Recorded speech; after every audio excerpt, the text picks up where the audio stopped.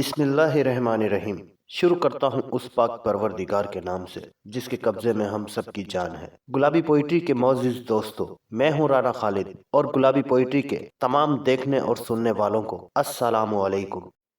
اور میں مدینے میں یہ کہنے کے لیے داخل نہیں ہوں گا کہ ہم پسپا ہو کر آئے ہیں۔ حضرت زید رضی اللہ تعالی عنہ نے کہا، جانے قربان کر کے زندہ رہنے والوں کے لیے مثال قائم کر جائیں گے۔ یہ مت بھولو کہ غسان کی فوج میں عیسائیوں کی تعداد زیادہ ہے۔ عیسائی اپنے مذہب کی خاطر لڑیں گے۔ عبداللہ بن رواحہ رضی اللہ تعالی عنہ کھڑے ہوئے اور اپنے مجاہدین کو اکٹھا کر کے اتنے جوشیلے لہجے میں خطاب کیا کہ 3000 مجاہدین کے نعرے زمین و آسمان کو ہلانے لگے۔ سپہ سالار زید بن حارثہ رضی اللہ تعالی عنہ نے آگے کو کوچ کا حکم دے دیا۔ مورخین لکھتے ہیں کہ مجاہدین اسلام نے اپنے آپ کو بڑے ہی خطرناک امتحان میں ڈال دیا۔ ہرقل اور غسان کے سردار اعلیٰ کو معلوم ہو گیا تھا کہ مدینے سے چند ہزار نفری کی فوج اپنے ایلچی کے قتل کا انتقام لینے آ رہی ہے۔ مجاہدین کو کچل ڈالنے کے لیے ہرقل اور غسان کے لشکر آ رہے تھے۔ مجاہدین بڑھتے چلے گئے اور بلاکا پہنچے۔ انہیں اور آگے جانا تھا، لیکن غسان کی فوج کے 2 دستے جن کی تعداد مجاہدین کی نسبت 3 گنا تھی، راستے میں حائل ہو گئے۔ زید بن حارثہ رضی اللہ تعالی عنہ نے مجاہدین کو دور ہی روک لیا اور ایک بلند جگہ کھڑے ہو کر علاقے کا جائزہ لیا۔ انہیں یہ زمین لڑائی کے لیے موزوں نہ لگی۔ دوسرے سالاروں سے مشورہ کر کے زید بن حارثہ رضی اللہ تعالی عنہ مجاہدین کو پیچھے لے آئے۔ غسان کی فوج نے اسے پاس پائی سمجھ کر مجاہدین کا تعاقب کیا۔ حضرت زید رضی اللہ تعالی عنہ موتا کے مقام پر رک گئے اور فوراً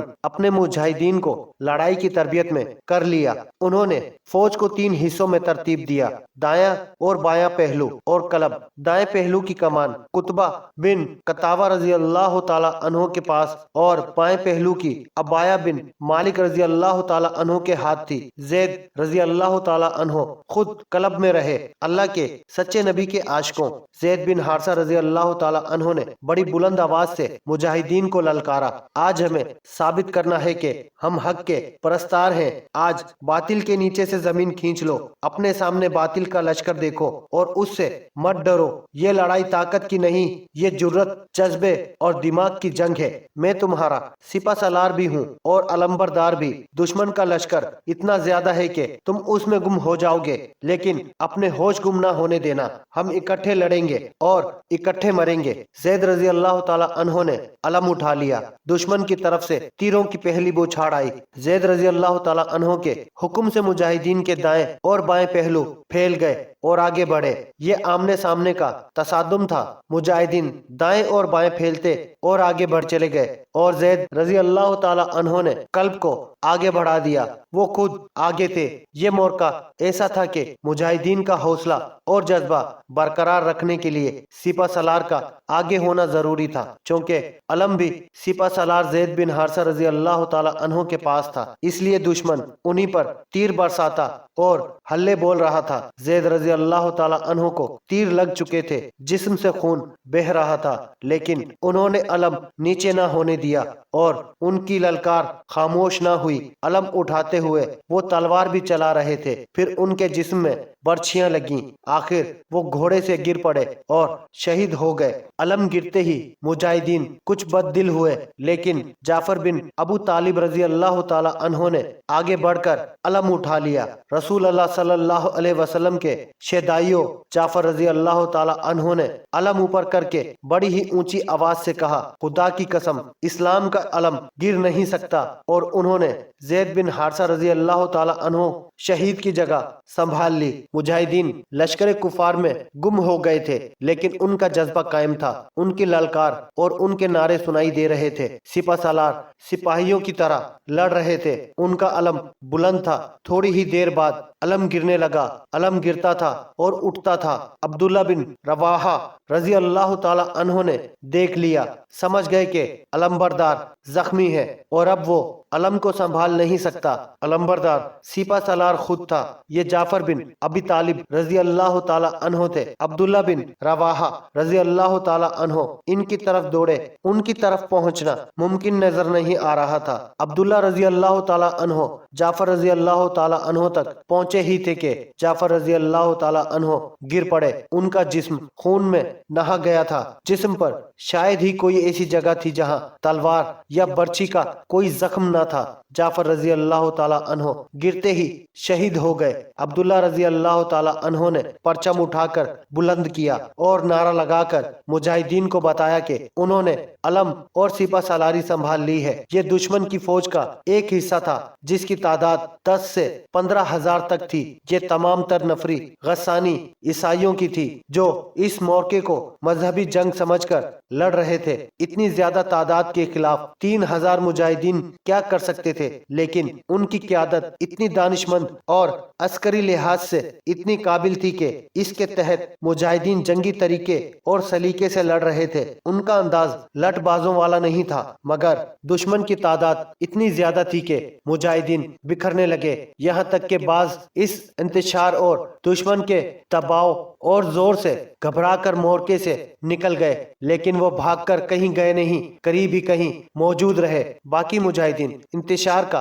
شکار ہونے سے یوں بچے کہ وہ 4-4 5-5 اکٹھے ہو کر لڑتے رہے۔ جنگی مبصرین نے لکھا ہے کہ غسانی مسلمانوں کی اس افراتفری کی کیفیت سے کچھ بھی فائدہ نہ اٹھا سکے، جس کی وجہ یہ ہے کہ مسلمان اتنی بے جگری سے اور ایسی مہارت سے لڑ رہے تھے کہ غسانیوں پر ان کا رعب طاری ہو گیا۔ وہ سمجھتے تھے کہ مسلمانوں کا بکھر جانا بھی ان کی کوئی چال ہے۔ مورخ لکھتے ہیں کہ مسلمانوں کے سالاروں اور کمانداروں نے اس صورتحال کو یوں سنبھالا کہ اپنے آدمیوں کو مورچے سے نکالنے لگے تاکہ انہیں منظم کیا جا سکے۔ اس دوران علم ایک بار پھر گر پڑا۔ تیسرے سپہ سالار عبداللہ بن رواحہ رضی اللہ تعالی عنہ بھی شہید ہو گئے۔ اب کے مجاہدین میں بد دلی نظر آنے لگی۔ رسول کریم صلی اللہ علیہ وسلم نے یہی 3 سالار مقرر کیے تھے۔ اب مجاہدین کو سپہ سالار خود مقرر کرنا تھا۔ علم گرا ہوا تھا جو شکست کی نشانی تھی۔ ایک سرکردہ مجاہد ثابت بن ارقم رضی اللہ تعالی عنہ نے علم اٹھا کر بلند کیا اور نعرہ لگانے کے انداز سے کہا، اپنا سپہ سالار کسی کو بنا لو، علم کو میں بلند رکھوں گا۔ میں ثابت بن ارقم رضی اللہ تعالی عنہ۔ مورخ ابن سعد نے لکھا ہے کہ ثابت رضی اللہ تعالی عنہ اپنے آپ کو سپہ سالاری کے قابل نہیں سمجھتے تھے اور وہ مجاہدین کی رائے کے بغیر سپہ سالار بننا بھی نہیں چاہتے تھے، کیونکہ نبی کریم صلی اللہ علیہ وسلم کا حکم تھا کہ 3 سالار اگر شہید ہو جائیں تو چوتھے سپہ سالار کا انتخاب مجاہدین خود کریں۔ ثابت رضی اللہ تعالی عنہ کی نظر خالد بن ولید رضی اللہ تعالی عنہ پر پڑی جو قریب ہی تھے، مگر خالد بن ولید رضی اللہ تعالی عنہ کو مسلمان ہوئے ابھی 3 ہی مہینے ہوئے تھے، اس لیے انہیں اسلامی معاشرات میں ابھی کوئی حیثیت حاصل نہیں ہوئی تھی۔ ثابت رضی اللہ تعالی عنہ خالد کے عسکری جوہر اور جذبے سے واقف تھے۔ انہوں نے علم خالد رضی اللہ تعالی عنہ کی طرف بڑھایا، بے شک اس رتبے کے قابل تم ہو خالد، خالد، خالد، خالد۔ ہر طرف سے آوازیں بلند ہونے لگیں، خالد ہمارا سپہ سالار ہے۔ خالد نے لپک کر علم ثابت رضی اللہ تعالی عنہ سے لے لیا۔ غسانی لڑ تو رہے تھے لیکن ذرا پیچھے ہٹ گئے تھے۔ خالد رضی اللہ تعالی عنہ کو پہلی بار آزادی سے قیادت کے جوہر دکھانے کا موقع ملا۔ انہوں نے چند ایک مجاہدین کو اپنے ساتھ رکھ لیا اور ان سے قاصدوں کا کام لینے لگے، خود بھی بھاگ دوڑ کرنے لگے، لڑتے بھی رہے۔ اس طرح انہوں نے مجاہدین کو جو لڑنے کے قابل رہ گئے تھے یکجا کر کے منظم کر لیا اور انہیں پیچھے ہٹا لیا۔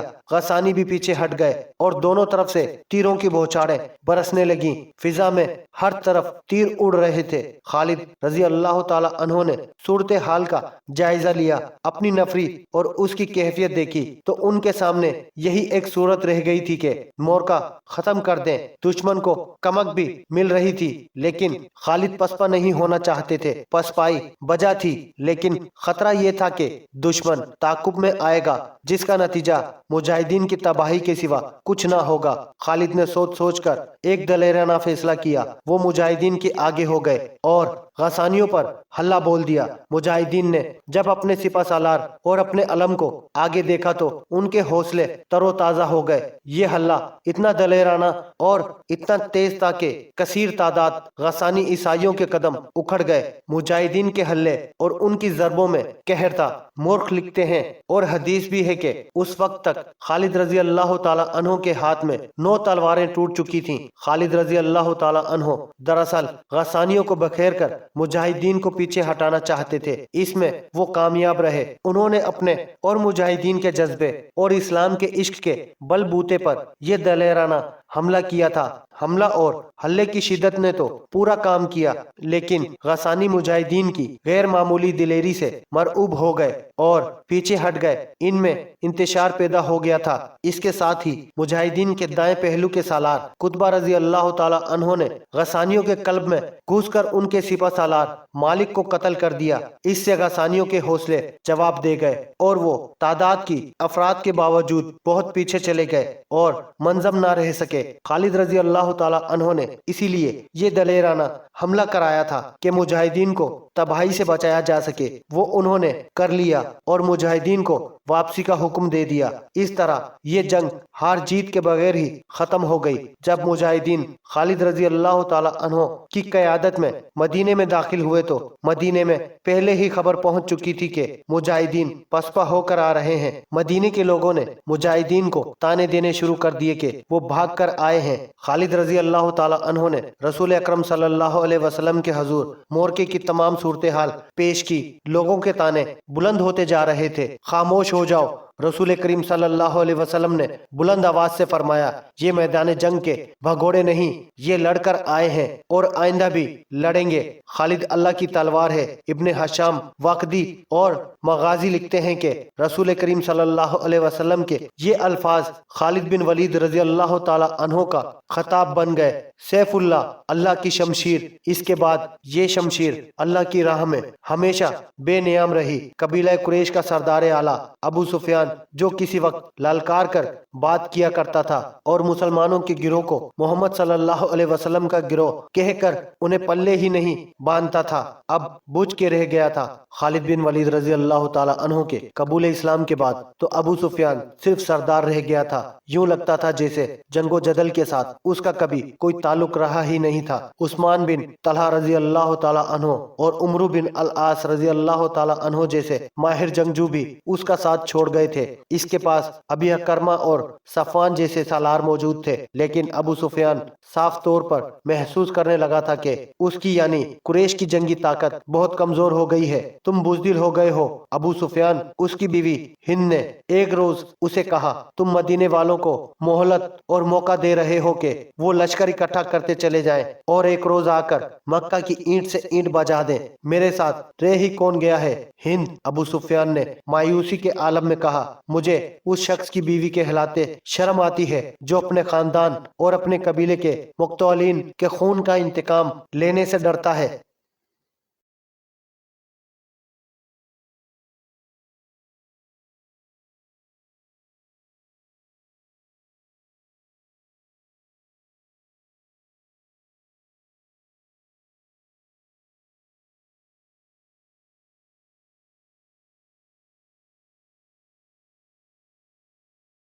ناظرین گرامی، آج کی اس ویڈیو کا اختتام یہیں ہوتا ہے۔ امید ہے یہ ویڈیو آپ کو بہت پسند آئی ہوگی۔ ویڈیو پسند آنے کی صورت میں ویڈیو کو لائک اور شیئر ضرور کیجیے گا۔ اسی کے ساتھ آپ کا دوست رانا خالد آپ سے اجازت چاہتا ہے۔ پھر ملیں گے کسی نئی کہانی کے ساتھ، تب تک کے لیے اللہ ہم سب کا حامی و ناصر۔ اللہ حافظ۔ السلام علیکم ورحمۃ اللہ وبرکاتہ۔